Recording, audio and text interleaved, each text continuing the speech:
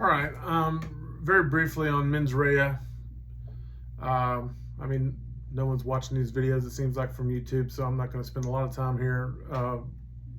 So, the idea of mens rea is criminal mind. The basic idea there is that you mean to do what you meant to do. As it says on slide 4, everyone is responsible for his or her own actions and the consequences thereof. That's the general rule. And then we're looking for exceptions to the general rule. So criminal intent, just as that, what did you intend to do? Skipping ahead to the California states of mind here on slide number 8. Intentional just means you meant to do it. Conscious objective to cause the result. Someone pointed a gun at the victim, pulled the trigger, victim's dead. Pretty simple.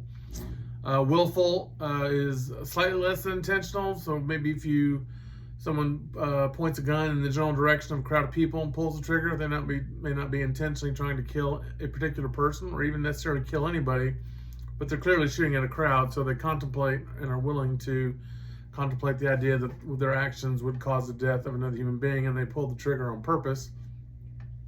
Malice, again, people oftentimes confuse it with hatred. Malicious definitely is not a loving act, but it's a wish to annoy or injure another person. Knowingly is knowing the facts that exist. So later on, we'll talk about ignorance of the law is no excuse. This is like possession, say, of an illegal firearm. Do you know you have the firearm? If you do, it doesn't matter whether you know it's illegal or not. The mere fact that you know that you're in possession of this illegal firearm makes you in knowingly possessing an illegal firearm. So it can be a very unfair mental state, of course, because it doesn't require necessarily an intent. Criminal negligence is just what normally, or sometimes is called gross negligence in civil law. Driving 45 in a 30, for example, having an accident might get you sued.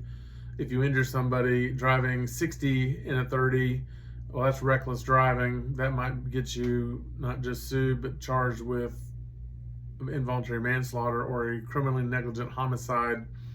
So it's so negligent that it's deemed to be criminal in some jurisdictions. Knowledge of attendant circumstances is sort of the state versus nation's case. There is what we talk about, sort of willful blindness, meaning you should ask questions, but you don't. We oftentimes see that when people are with, say, statutory rape, or someone's having sexual relations with a minor. They know the person's borderline, but they refuse to check or just don't want to know. Don't ask, don't tell.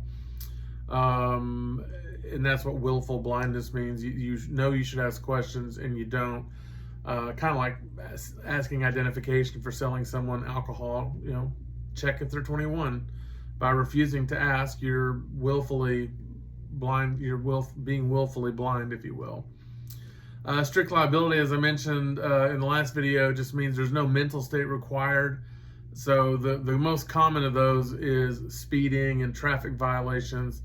All that we ask in a traffic violation is, are you in a car? Are you driving? Is that car going at the posted speed limit? The why doesn't really matter. It's a strict liability offense. Statutory rape is also probably the most serious of the strict liability offenses, because you become a registered sex offender, and the only question there is, did two people have sexual intercourse? Is one of them an adult? Is one of them a minor? However that's defined by the state. If the answer is yes, then it's statutory rape, which we'll talk more about that when we get to sex crimes in a later chapter. Mistake of fact and mistake of law defenses, and later on we'll talk about a lot more defenses. As a defense attorney, you're trying to knock out elements of crimes. This knocks out the mental state. And so mistake of fact is, if you pick up the wrong suitcase at the airport, everybody's buying the same suitcases at Walmart or Target or Amazon or wherever. So you go to LAX and there's like 9,000 red suitcases with black trim. You pick up the wrong one. Well, you didn't steal. You had no intent to steal.